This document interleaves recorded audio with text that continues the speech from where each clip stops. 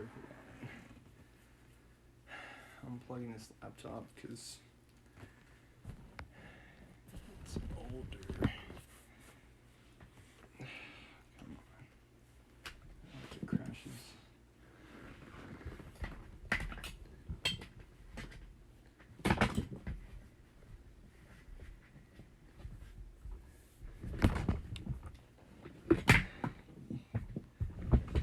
Okay, come on.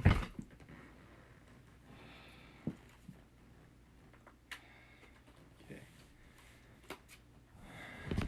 Trying to get you guys in focus.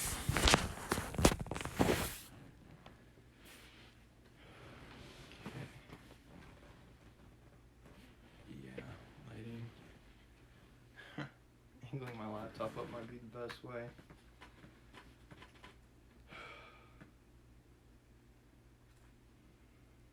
Okay.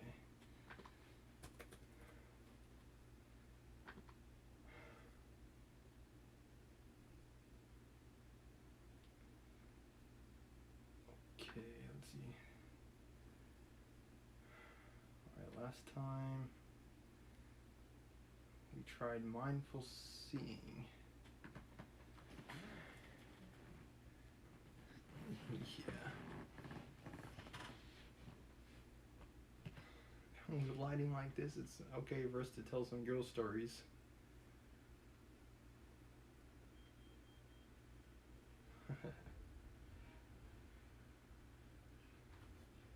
Okay, let's see. Mindfulness of breath, sounds, and thoughts.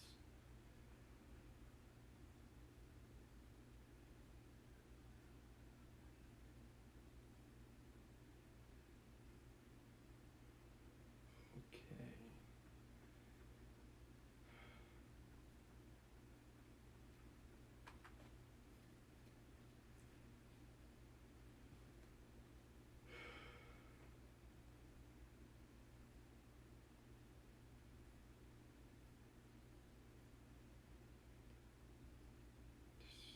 Trying to see which one would best suit us for today's stream. Okay.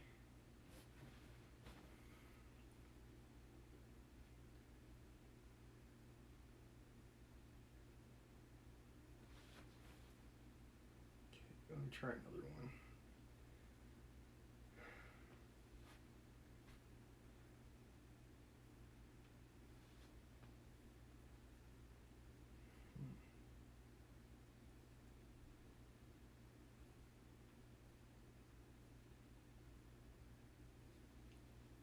Okay.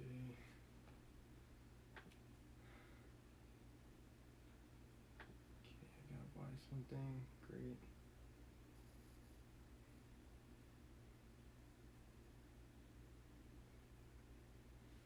Alright, do I have to... Yeah. Hi. Money, money, money.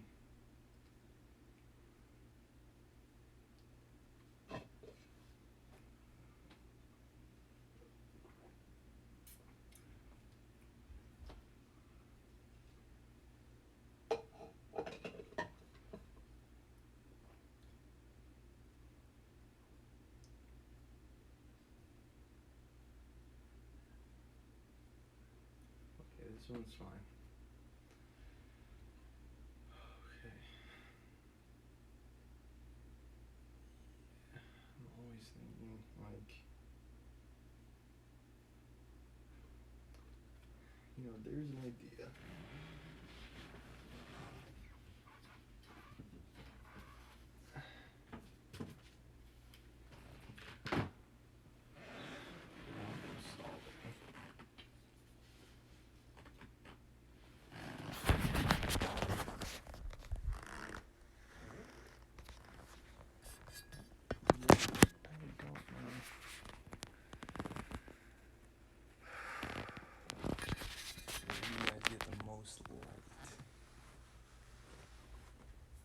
Like that. I think probably like that's the best.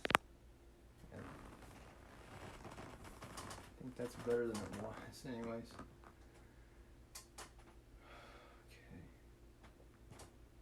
You guys can see my jacket collection.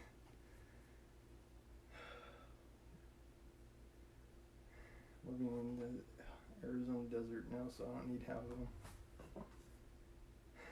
Okay. This is called the 5 senses exercise. This exercise is called 5 senses. It provides guidelines on practicing mindfulness quickly in nearly any situation. All that is needed is to notice something you're experiencing with each of the 5 senses. Follow this order to practice the 5 senses. Notice 5 things you can see. Look around you and bring your attention to the 5 things you can see. Pick something that you don't normally notice, like a shadow or a small crack in the concrete. Okay, what are 5 things I notice? And I'll be going off of this screen for you all to follow. Whoever is following, thank you for the ones that are. I can see several jackets, a blue, a black, a blue and a brown. I can see a hat folded up on top, so that's 2. I need 3 more. I can see the AC vent above my door. I can see my room fan.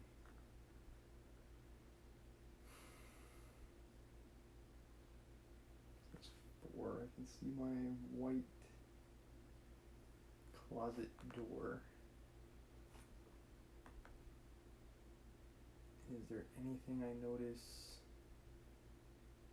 that's different? There might be.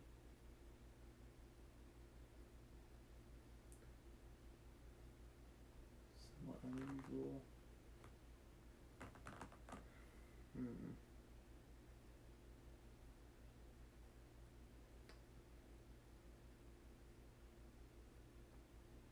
Maybe the paint on the wall would be a good example. Like it's brown, maybe light beige in color, and although it's always there, I seldom pay any attention to it.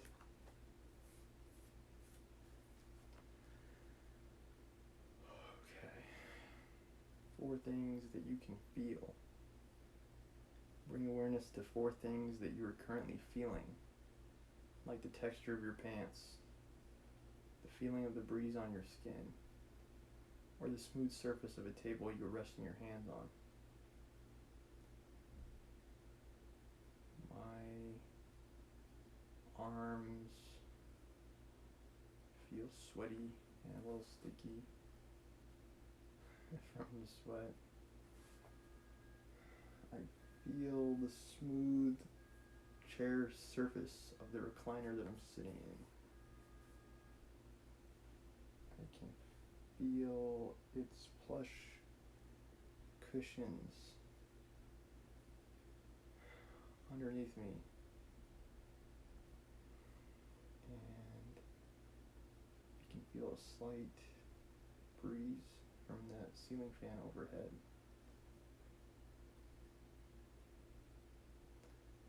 Next, notice 3 things you can hear. Take a moment to listen and note 3 things that you hear in the background. This can be the chirp of a bird, the hum of the refrigerator, or the faint sounds of traffic from a nearby road. You could just hear a car passing by outside.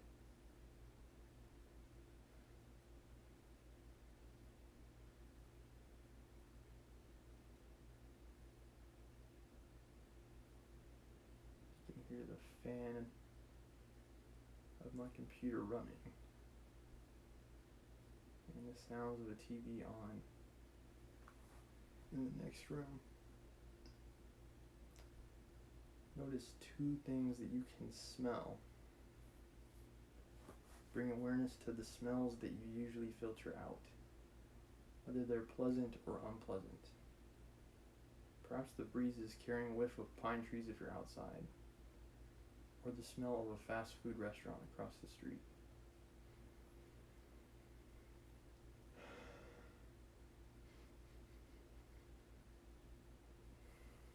Maybe dust. Does dust even have a smell? I don't know, I don't really smell anything.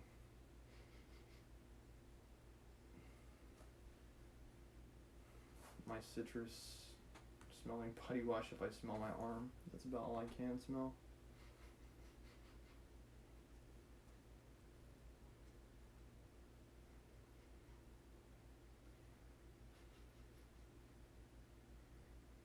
Recycled air, maybe. Yeah, there aren't hardly any strong smells in my room. But there might be in yours. Okay. Notice one thing that you can taste. Now I can't really taste anything, but I did recently just enjoy the last sip. My Arnold Palmer, half lemonade, half iced tea. And for the longest time, it was one of my favorite drinks. I can taste my lips.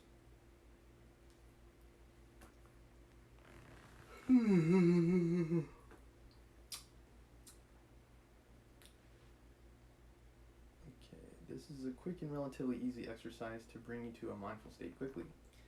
If you only have a minute or two or don't have time or tools to try a body scan or fill out a worksheet, the 5 senses exercise can help you or your clients bring awareness to the current moment in a short amount of time. Yeah, and as with most of the exercises that I showcase on stream, most of them can be done from anywhere.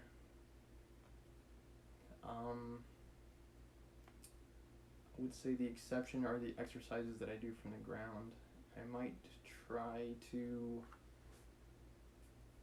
customize my workout streams a little bit so that way you can do them anywhere, including places where you would not want to lay on the ground. But yeah, I'll need to put some thought into it. But these mindfulness exercises you can do from anywhere. I'd say it's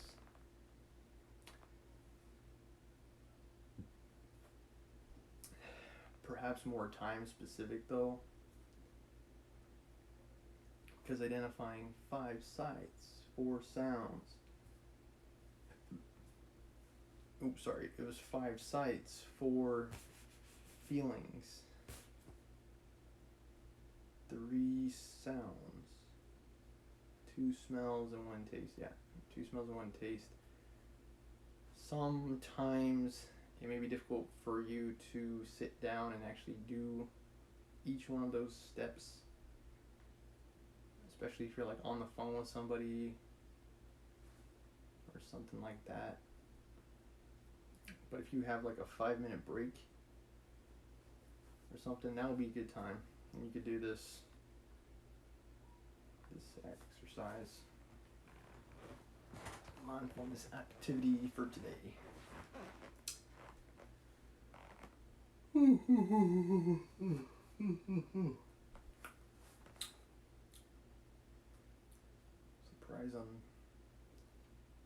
Surprised I'm yawning because my sleep schedule has completely changed. I am practically a night owl at this point. Keep trying to wake up earlier and earlier.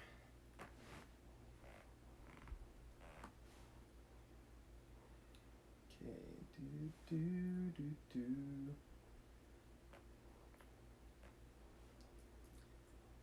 was thinking that we might even have like a music stream. My back is all sweaty, yo. Yeah, like karaoke sing-along type music stream. In addition to, or in the place of some of my piano streams. Yeah. Tired. Just an idea we can get out there. Okay, in Sapiens, we're continuing from chapter Bionic Life. The whole reason I knew. Okay, there, I think that's better. Okay. Bionic Life. There's another new technology which could change the laws of life. Cyborg engineering. Cyborg kind of reminds me of Teen Titans. One of the Titans, his name was actually Cyborg. Right? Am I remembering that right? Yeah, I think so. There's Robin, Beast Boy, Starfire, Cyborg. Yeah, Cyborg. He's half robot, half human. I don't think that we've quite gotten to that extent in real life with the use of mechanical arms and limbs and stuff like that, but maybe someday we will. It's like Deus, whatever it's called, Deus Ex Machina or Deus Ex. Yeah, I think it's called Deus Ex. God from the Machine. I think. Let me make sure I'm referencing it right.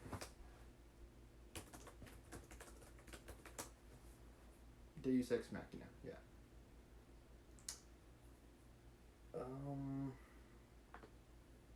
Okay, let me keep reading. Cyborgs are beings which combine organic and inorganic parts, such as a human with bionic hands, or, bionic leg, bionic heart. In a sense, nearly all of us are bionic these days, since our natural senses and functions are supplemented by devices such as eyeglasses, pacemakers, orthotics, and even computers and mobile phones, which relieve our brains of some of their data storage and processing burdens. It's like, true, I don't need to remember as many things because of this phone, because of this laptop. I can look up information. Like Deus Ex Machina was a good example. Like I could remember that, some of that, but some of that I could not remember. So that's where Google comes in. The computer comes in.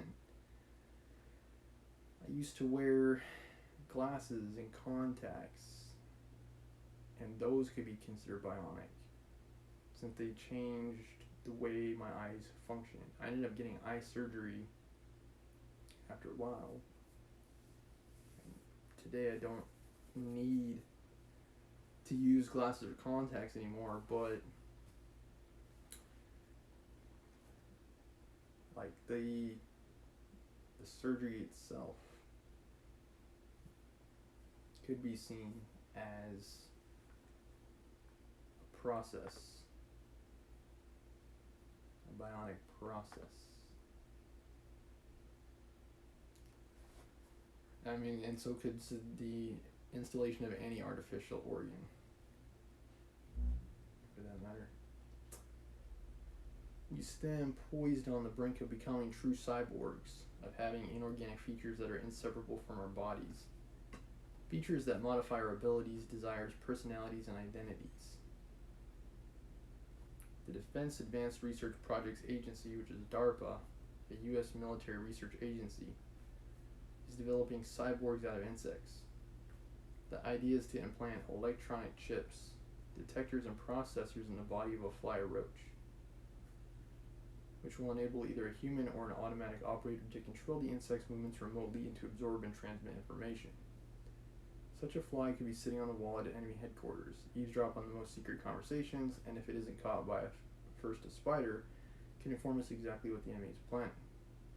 So there's like special ops applications for this type of technology. In 2006, the U.S. Naval Undersea Warfare Center reported its intention to develop cyborg sharks, declaring NUWC is developing a fish tag whose goal is behavior control of host animals via neural implants. George W. Bush was commander-in-chief at the time.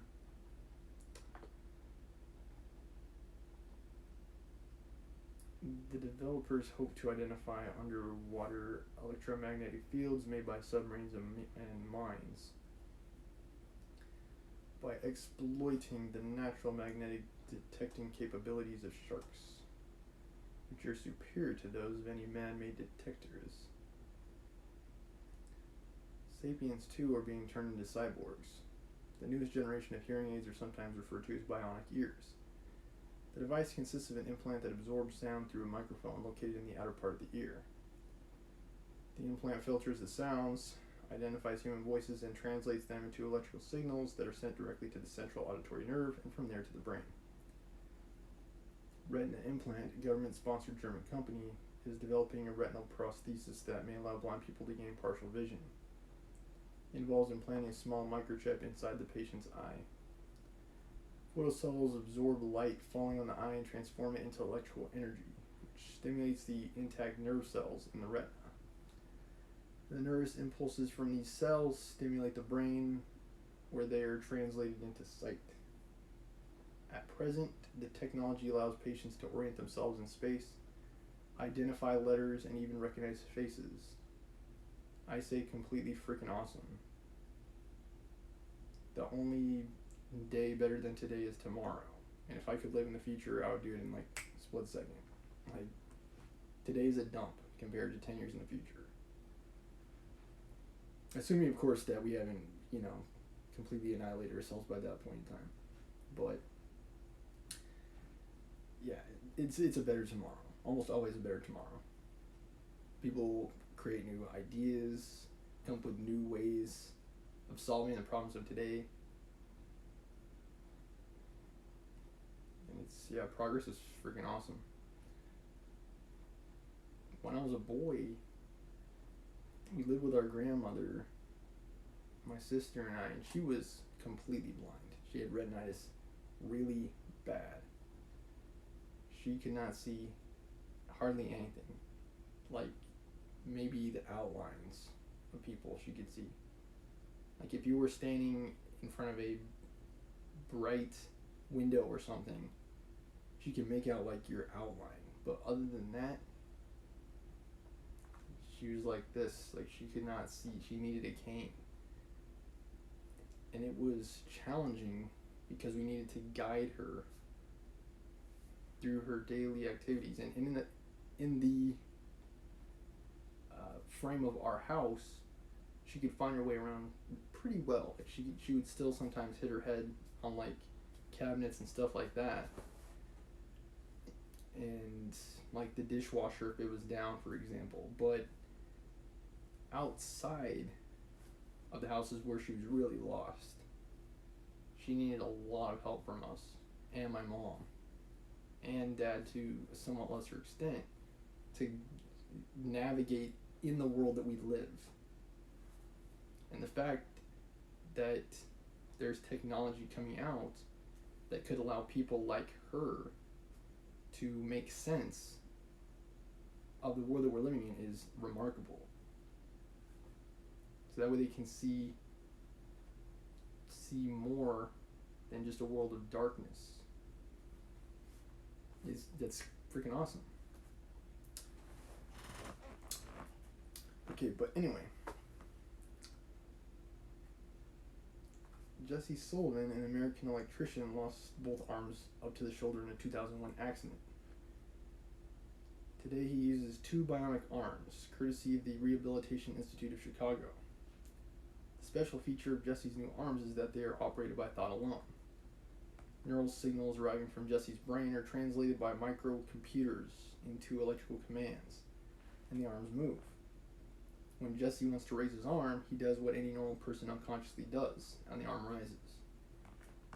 These arms can perform a much more limited range of movements than organic arms, but they are able but they enable Jesse to carry out simple daily functions. A similar bionic arm has recently been outfitted for Claudia Mitchell, an American soldier who lost her arm in a motorcycle accident. Scientists believe that we will soon have bionic arms that will not only move when willed to move, but will also be able to transmit signals back to the brain, thereby enabling amputees to regain even the sensation of touch. Pretty stinking cool. Okay, there's a picture here of Jesse Sullivan and Claudia Mitchell.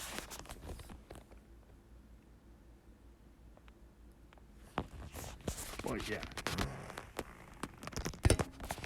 before that technology was developed, they wouldn't have had that ability. They would have had to figure out how to use stuff like their legs.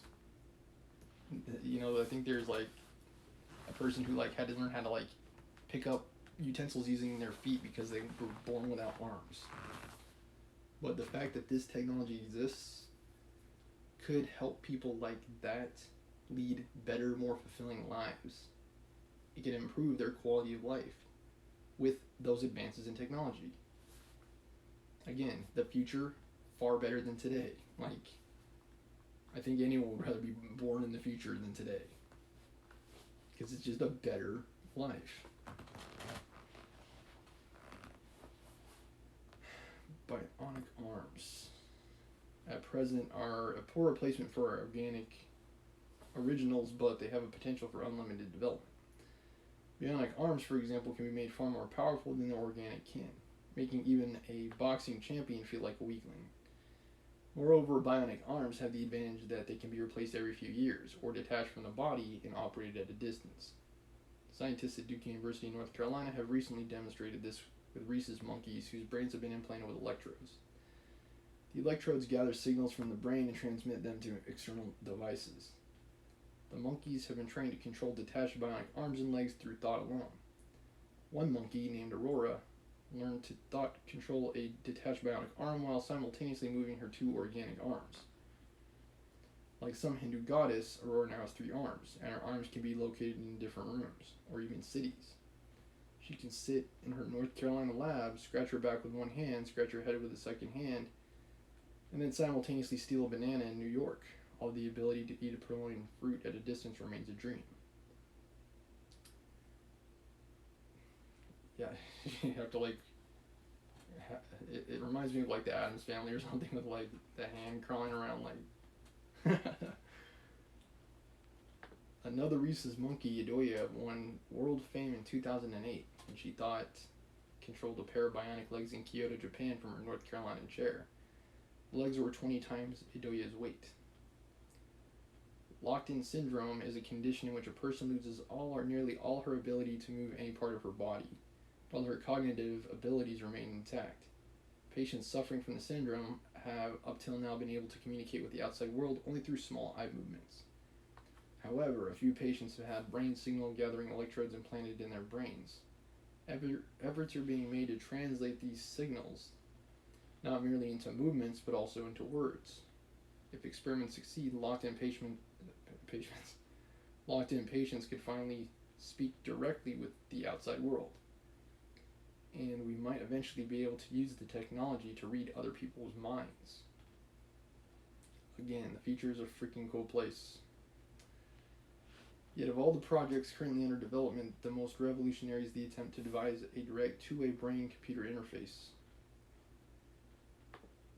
that will allow computers to read the electrical signals of a human brain, simultaneously transmitting signals that the brain can read in turn. What if such interfaces are used to directly link a brain to the internet, or to directly link several brains to each other, thereby creating a sort of inter-brain net?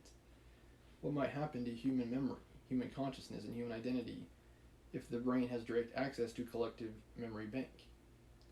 Yes, there are privacy concerns in such a scenario.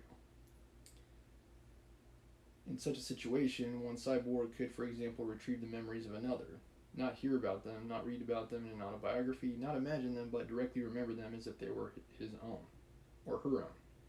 What happens to concepts such as self and gender identity when minds become collective? How could you know thyself or follow your dream if the dream is not in your mind, but in some collective reservoir of aspirations? Such a cyborg would no longer be human or even organic. It would be something completely different. It would be so fundamentally another kind of being that we cannot even grasp the philosophical, psychological, or political implications. I think that in Sapiens we're increasingly getting into like the hypothetical territory too. And it's like, what if this were the case? When our technology just is not there yet. But I think it does raise a lot of interesting questions. And there are a lot of interesting implications. But my belief is that technology can help people live more fulfilling lives. As for his like group consciousness concept and rationality, yes, there are like I said, there are privacy concerns. It's like, do you really want someone else to see, hear, and witness everything that you have? But there are other concerns and considerations too. It's like Gabby Petito was all over the news. She vanished. What if she had survival skills, or different understanding of that situation put into her brain by an ex-Marine, for example? She might still be alive today. Just saying. Like, if she had that same knowledge set. So there's a lot of interesting ideas that can come out of that. Like, if you had that knowledge at that time, it could have saved your life. Like, if you had that knowledge already. And it's like creating bridges, I think, is the biggest opportunity of the advancement in this technology. Some ideas, of course, are harmful. You wouldn't want to expose yourself to, but some ideas, by the same token, are beneficial, can improve your chances at survival, can help you lead a better life. It's kind of like the Matrix. For in that scene, it's like Neo's like training the simulation how to. He's like, I want to know kung fu. It's like that. That's like that notion. It's like, and then he wakes up and he's like, what does he say? He's like, I know kung fu. And then Morpheus is like, show me. like how cool is that? Like, he didn't have to spend 10 years in the dojo learning how to perform those kung fu techniques. He just connected his brain into the mainframe, spent like 5 minutes in our time, and he becomes a kung fu master. Can you even fathom and imagine the rate and level of human progress if we had access to that ability to just simultaneously learn like a new language like that? Like, I know Russian. Like how many windows and doors could be open to you if you had the ability to gain knowledge so fast because of that shared consciousness? Like, we'd be crossing borders, breaking down boundaries at a rate never before seen or witnessed in the history of our race by leveraging technology. Pretty cool stuff. The next chapter is Another Life in Sapiens. It's actually pretty short. We're about 87% of the way through. I might end up doing 2 chapters next time. Today's chapter was Bionic Life, though. Bionic Life in Sapiens. Okay, I'll be right back. Gotta use the bathroom and get a refill.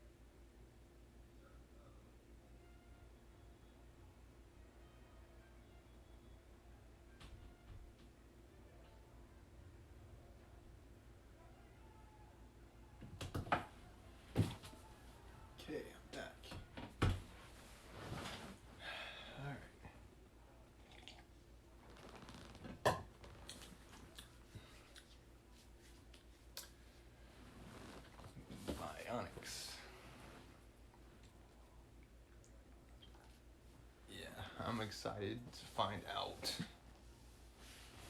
what science, medicine, and technology enable people to do in the future. It's even cool just to speculate about the possibilities. Alright, let's take a look at War and Peace. We're about 85% through Sapiens, and we are in book 2 about 9% through War and Peace.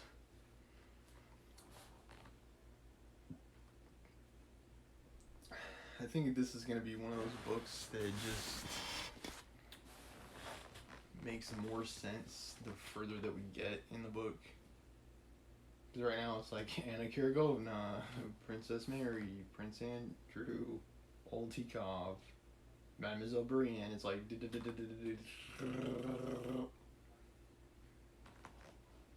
more we learn about the characters, the more it will help us think, remember the characters, identify what's going on, put context into some of these discussions, exchanges, interactions.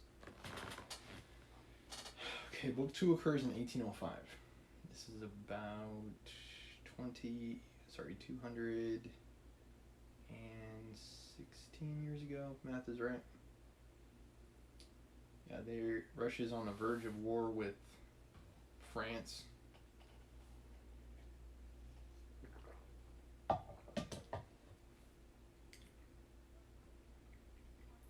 Okay, and a lot of the royalty are talking about the war, the possibility,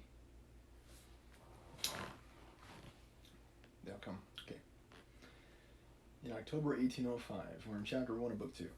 A Russian army was occupying, and I need to update my title to, I think I put chapter 20. Yeah, the last chapter was a doozy. Well, it was very long, that chapter 28. Yeah, I think I put chapter 29. If not, I need to update that. Okay, but yeah, anyway, we're in book 2. In October 1805, a Russian army was occupying the villages and towns of the Archduchy of Austria, and yet other regiments freshly arriving from Russia were settling near the fortress of Brunau and burdening the inhabitants on whom they were quartered. Brunau was the headquarters of the commander-in-chief, Kutuzov. On October 11, 1805, one of the infantry regiments that had just reached Brunau had halted half a mile from the town, waiting to be inspected by the commander-in-chief.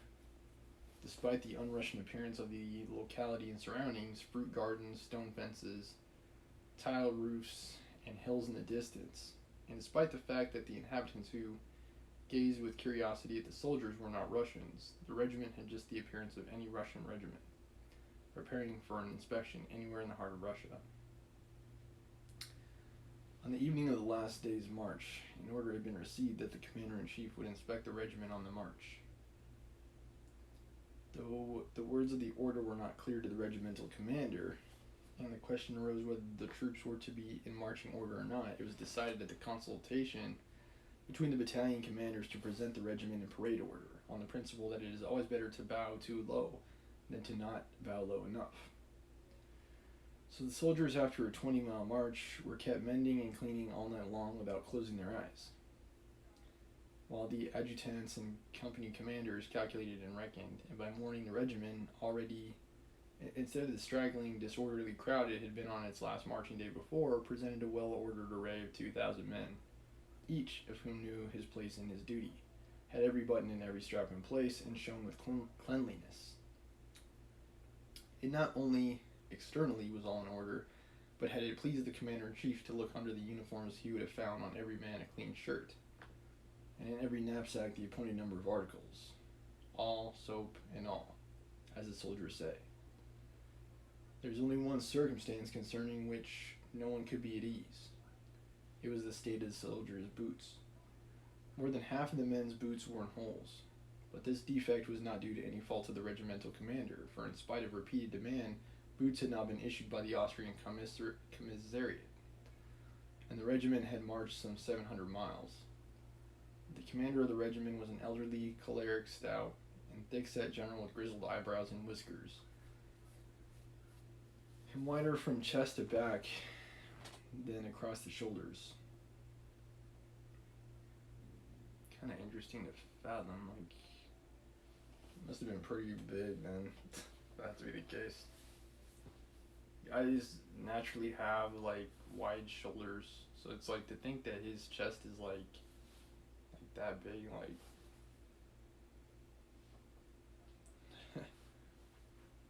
pretty big dude.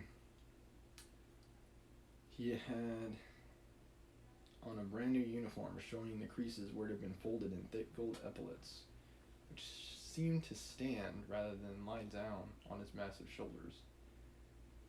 He had the air of a man happily performing one of the most solemn duties of his life. He walked about in front of the line, and at every step pulled himself up, slightly arching his back. It was plain that the commander admired his regiment, rejoiced in it, and that his whole mind was engrossed by it. Yet his strut seemed to indicate that, besides military matters, social interests in the fair sex occupied no small part of his thoughts. "Well, Michael Murtrich, sir," he said, addressing one of the battalion commanders who smilingly pressed forward. It was plain that they both felt happy. "We had our hands full last night. However, I think the regiment is not a bad one, huh?" The battalion commander perceived the jovial irony and laughed. It would not be turned off the field even on Sartzen Meadow. "What?" asked the commander. At that moment, on the road from the town on which signalers had been posted, two men appeared on horseback. They were an aide-de-camp followed by a Cossack. The aide-de-camp was sent to confirm the order which had not been clearly worded the day before, namely, that the commander-in-chief wished to see the regiment just in the state in which it had been on march, in their greatcoats and packs, without any preparation whatsoever. A member of the Hochgerichtsrath from Vienna had come to Kutuzov the day before with proposals and demands for him to join up with the army of the Archduke Ferdinand and Mack in Kutuzov. Not considering this junction advisable, meant, among other arguments in support of his view, to show the Austrian general the wretched state in which the troops arrived from Russia. With this object he intended to meet the regiment, so the worse the condition it was in, the better pleased the commander-in-chief would be. Though the aide-de-camp did not know these circumstances, he nevertheless delivered the definite order that the men should be in their greatcoats and in marching order, and that the commander-in-chief would otherwise be dissatisfied. On hearing this, the regimental commander hung his head, silently shrugged his shoulders, and spread out his arms with a choleric gesture. "Fine mess we've made of it," he remarked. "There now, didn't I tell you, Michael Mitrich, that if it was said on the march it meant in greatcoats?" said he reproachfully to the battalion commander. "Oh my God," he added, stepping resolutely forward. "Company commanders," he shouted in a voice accustomed to command. "Sergeant Major, how soon will he be here?" He asked the aide-de-camp with a respectful politeness evidently relating to the personage he was referring to. "In an hour's time, I should say." "Shall we have time to change clothes?" "I don't know, General. And I don't know why any of this would matter. Like, the men are worn out, they've been marching for literally almost 1,000 miles. Who cares if they have their coat on or not? Like, shouldn't their battle prowess be your concern, since you're getting ready to fight Napoleon's armies? As opposed to what you're wearing? Oh gosh, he didn't have his coat on. Whatever will we do? I guess we have to surrender. We weren't wearing the appropriate attire for the battlefield. Like, that's what it's like.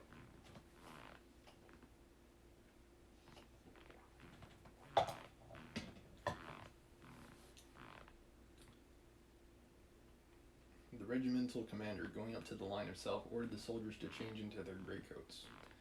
The company commanders ran off to their companies. The sergeant major began bustling. The greatcoats were not in very good condition, and instantly the squares that had up to then been in regular order and silent began to sway and stretch and hum with voices.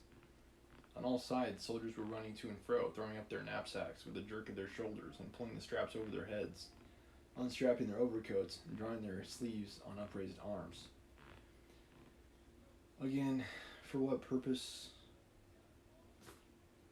In half an hour, all was again in order, only the squares had become gray instead of black. The regimental commander walked with his jerky steps to the front of the regiment and examined it from a distance. Whatever is this? This, he shouted and stood still. Commander of the 3rd Company. Commander of the 3rd Company, wanted by the general. Commander to the general. 3rd Company to the commander. The word passed along the lines, and an adjutant ran to look for the missing officer. When the eager but misrepeated words had reached their destination in the cry of the general to the 3rd Company, the missing officer appeared from behind his company. And though he was a middle-aged man and not in the habit of running, trotted awkwardly, stumbling on his toes toward the general. The captain's face showed the uneasiness of a schoolboy who is told to repeat a lesson he has not learned. He's like, 2 plus 3, it's 6? Spots appeared on his nose, the redness of which was evidently due to intemperance, and his mouth twitched nervously. The general looked the captain up and down as he came up panting, slackening his pace as he approached. You will soon be dressing your men in petticoats. What is this? Shouted the regimental commander, thrusting forward his jaw and pointing at a soldier in the ranks of the 3rd Company in a greatcoat of bluish cloth which contrasted with the others. What have you been after? The commander-in-chief is expected, and you leave your place? Heh. I'll teach you to dress the men in fancy coats for a parade. I think that you have too much time on your hands in wartime if you're concerned about this sort of thing. It's like, people are going to be dying, and you're talking about parades and whatnot. And you're supposed to be the general. It's like, get it in gear. This is probably the reason why Napoleon was so successful, because Russia was more concerned with a fashion show than defeating him.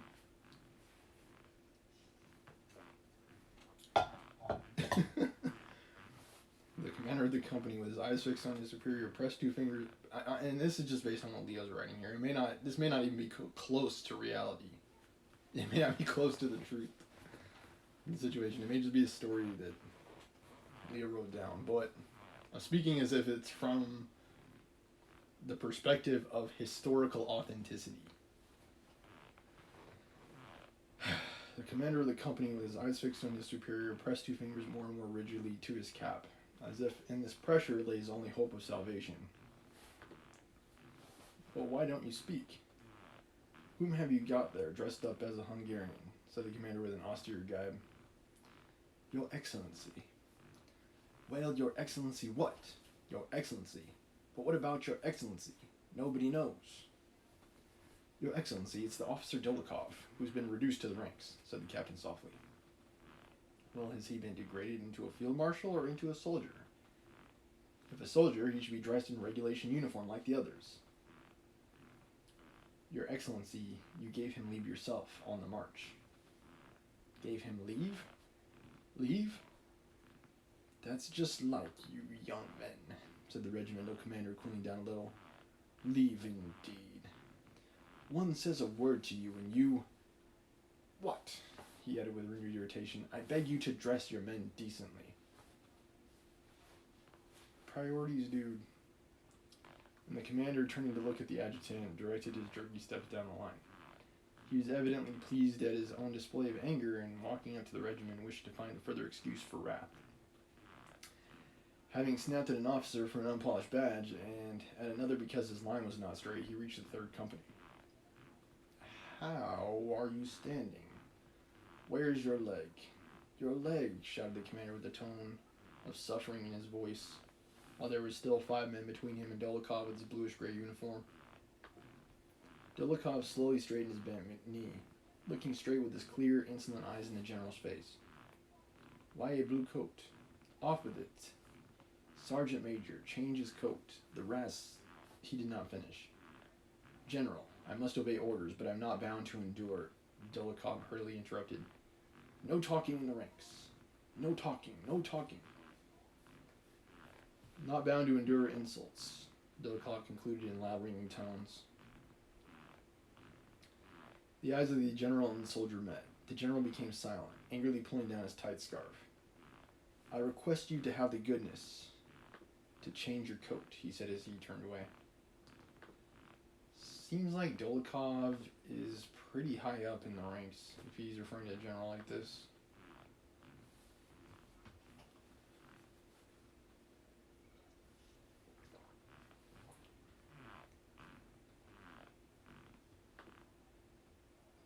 And again, it's like, what is going through this general's mind? It's like,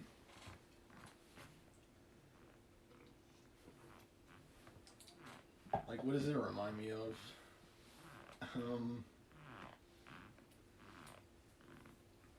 Something is hard for me to think of comparisons, but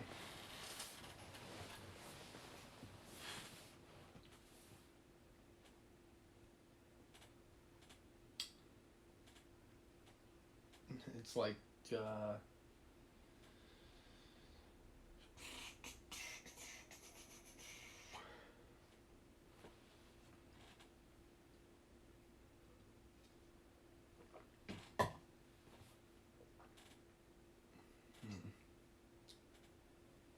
yeah, it's hard for me to think of a good comparison to make.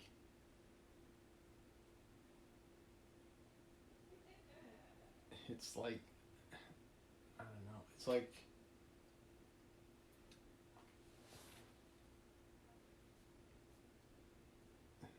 they're preparing for like a football game or something, and it's like, did you remember to brush your teeth this morning? Like, yeah, I guess that's probably like a somewhat good parallel. It's like, sir, the fact that my teeth are brushed has absolutely no. It has nothing to do with my ability to throw the ball.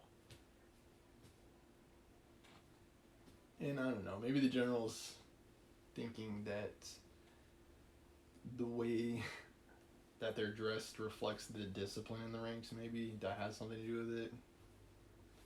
But I don't know. I just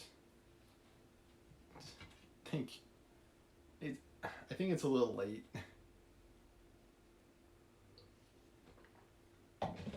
If you've made it as far as Austria to be worrying about whether or not your soldiers have figured out how to dress themselves properly in basic training, again, that's it's a little late for that. Like, your focus should probably instead be making sure that you've got ample supplies, ammunition, ample firearms, know how to use them, and then start worrying about battle tactics. Like, how are we gonna like win this battle and hopefully war? But yeah, they're concerned with what they're wearing.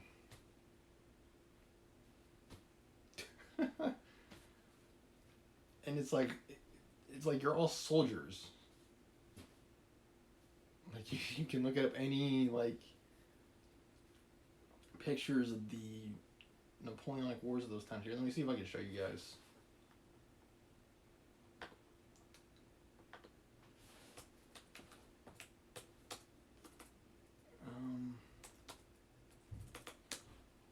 Okay, hold on a second.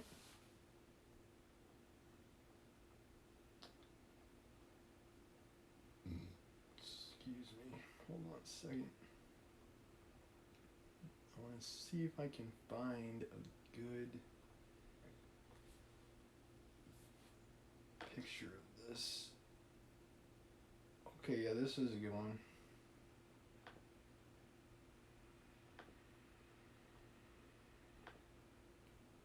Okay. Let's take a look at this.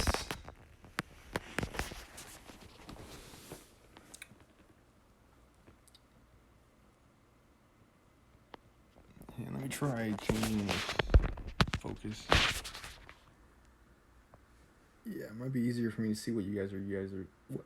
It's easier for me to see what you guys are seeing, and I have it like this orientation. Okay, you see how those guys are dressed? Like, everyone's wearing the exact same thing, except for, Napoleon, the person who's the general. Like, generals and officers are the only ones who have different uniforms. Everyone else is a soldier. They've all got the exact same uniform on.